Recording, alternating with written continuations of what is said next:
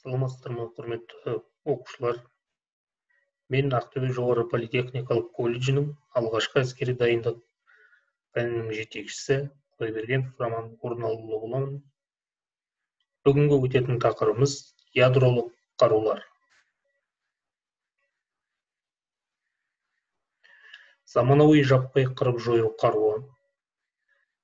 Жалпы сипаттама береміз. Ядролық қару. Ядролық қарудың негізгі зақымдаушы факторларына тоқталып өтеміз.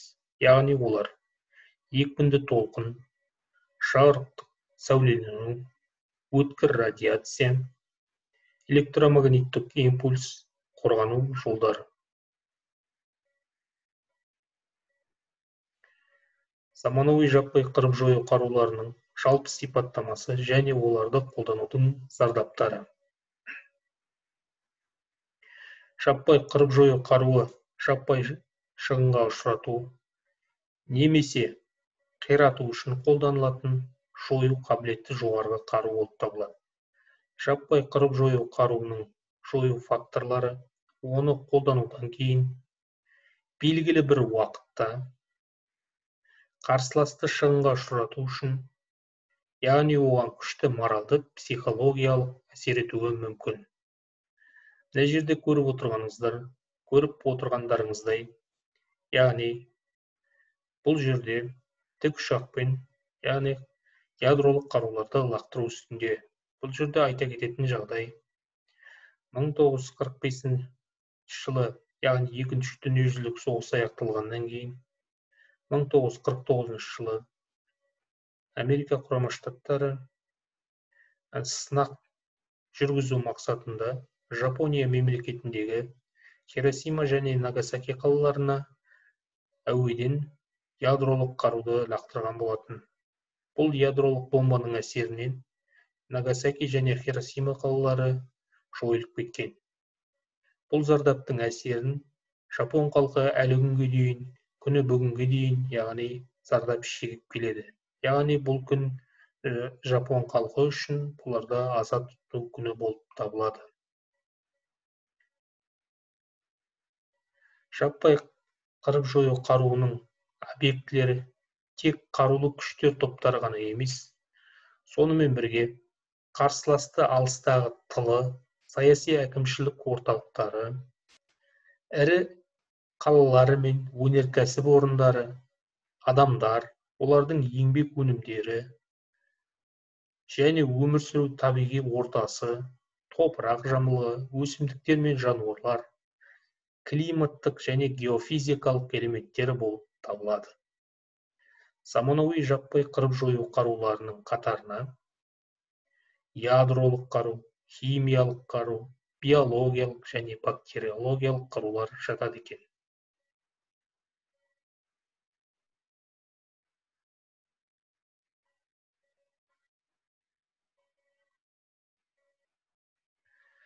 Сонымен ядролық қару дегеніміз, ядролық қару деп қырып-жою әсері уран мен плутоний сынды изотоптардың ауыр ядроларының тізбекті реакциялар арқылы бөлінуі кезінде немесе жеңіл сутегі изотоптары ядроларының термоядролық синтез реакциялары кезінде бөлінетін ядроішілік энергияны қолдануға негізделген жаппай қырып-жою қаруларының бір түрін айтамыз. Ол барлық белгілі зақымдау құралының ішіндегі ең қуаттысы. Ядролық жарылыстың қуаты тротилдің эквивалентімен өлшенеді. Тротилдің эквиваленті тоннамен, килотоннамен және мегатоннамен өлшенеді. Мына жерде көріп отырғандарыңыздай, ядролық жарылыстың өте күшті қуатты әсері бар дегеніміз, осындай ядролық қарудың жарылыс түрінен белгіленген сипаттама. Ядролық қарудың негізгі зақымдаушы факторлары, яғни олар екпінді толқын, жарықтық сәулелену, иондаушы сәуле шығарушы, өткір радиация жатады, яғни оған Электромагниттік импульс жергілікті жердің радиоактивті ластануға ұшырауы. Екпінді толқын деп отырғанбыз. Екпінді толқын өз жолында кездескен барлық нысандарға әсер етеді. Мысалы, 100 килотонна тротилдік эквиваленті бар ядролық жарық ауада жарылған кезде, екпінді толқын жасырынатын орыннан сыртқа жарылыс эпицентрінен 1,6 километр қашықтықтағы адамдарды апатқа ұшыратып, 4,5 километр радиустағы көп қабатты тас ғимараттарды толықтай қиратады.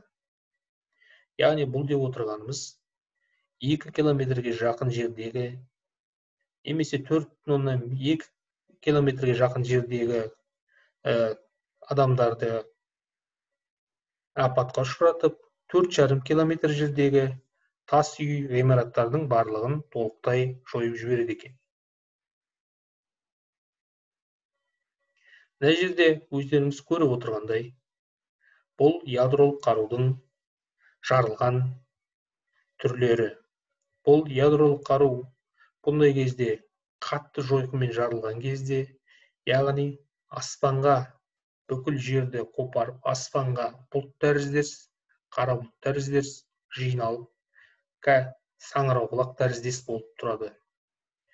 Бұл жерде атай кетейік, яғни ядролық қаруға біздің Қазақстан Республикасы өзінің тәуелсіздігін алмай тұрып, Кеңес одағының кезінде болған кезде, яғни Кеңес одағының қатарында болған кезде, біздің Қазақстан Республикасында Семей аумағында ядролық полигон сынақ алаңы болды. Яғни бұл полигон 1989 жылдан бастап осы полигон жабылған. Бұл полигонды жабуға біздің Қазақстан Республикасының белгілі қоғам қайраткері, жазушы, ақын Олжас Сүлейменов ағамыз тікелей атсалысқан болатын. Осы кісінің арқасында және Қазақстан Республикасының елбасы, тұңғыш президентіміз Нұрсұлтан Әбішұлы Назарбаевтың ықпал етуімен осы Семей полигоны, Невада полигоны жабылған болатын.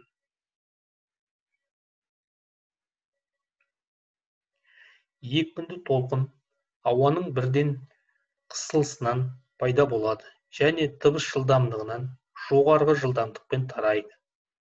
Екпінді толқынның пайда болу көзі жарылыстың ортасында өте жоғары қысымның пайда болуы. Екпінді толқынның өзінің жойқын күшіне байланысты жолындағылардың бәрін қирата талқандап өтеді. Бағана жоғарыда айта кеттік, яғни 1,6 километр, 2 километрге жақын жердегі адамдарды, немесе 4,5 километрдегі тас ғимараттар үйлердің барлығын жойып кетеді дегенбіз. Екпінді толқынның күші эпицентрінен қашықтаған сайын бәсеңдей береді. Адамдардың екпінді толқыннан тек арнайы панаханаларға, шұңқырларға, тағы сол сияқты жерлерге жасырынып сақтанады. Яғни бұндай панаханалар айта кететін болса, бұны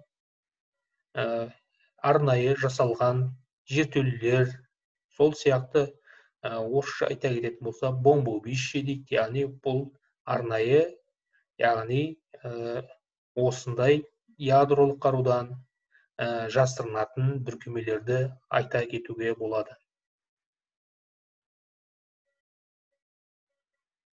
Жарықтық сәулелену көрінетін ультракүлгін және инфрақызыл сәулелерден тұратын сәулелік энергия ағыны.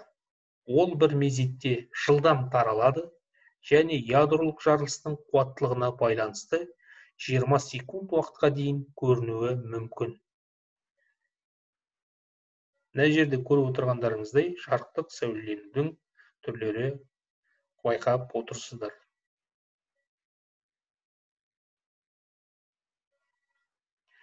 Жарықтық сәулелену ядролық қарудың жарылысының әсерінен пайда болады. Оның құрамында ультракүлгін, инфрақызыл және көрінетін сәулелер болады.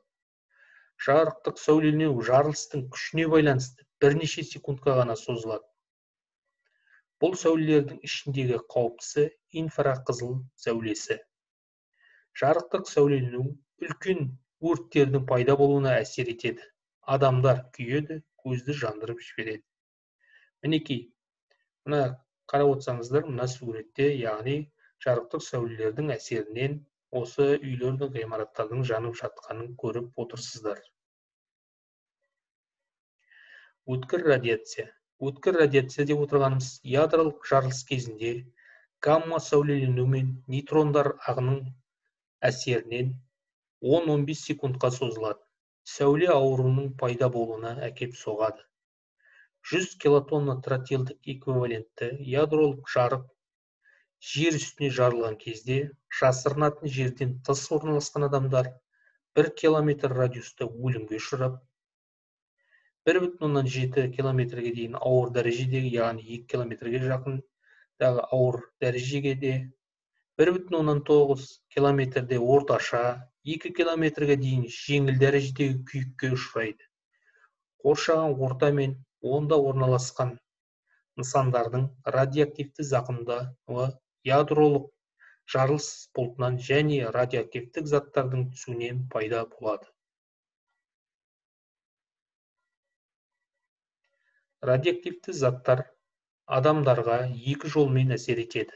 Яғни бұлар гамма сәулеленудің бета бөлшектерімен бөлініп, адамның ашық жеріне, терісіне қонады. Екіншіден, олар адамның ішіне кетеді. Осыдан адамдар сәуле ауруына шалдығады. Егер теріге радиоактивті заттар көп қонса, адамдар радиоактивті күйік алуы мүмкін. Ішке түскен радиоактивті заттар қан арқылы адам бойына толық тарайды.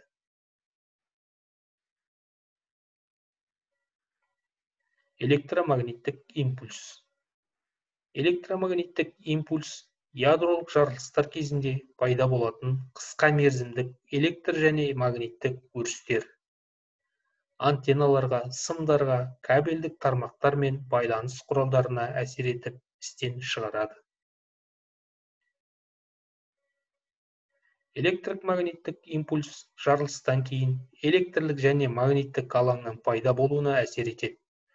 Бұндай алаңның көлемі бірнеше мыңдаған шаршы километр аумақ болуы мүмкін.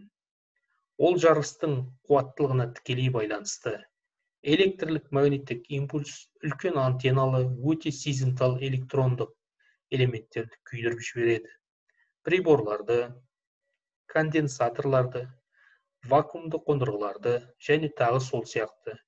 Бұл жерде айта кететін электромагниттік импульсті, яғни теледидарлар, тоңазытқыштар, ұялы телефондар, электронды есеп машиналары, яғни бұл факторлардың әсеріне байланысты аппараттар, электронды есеп машиналары, яғни бұл электронды есеп машиналары қолданып жүрген компьютерларымыз, яғни тоққа қосылатын заттардың барлығы жарамсыз болып қалады.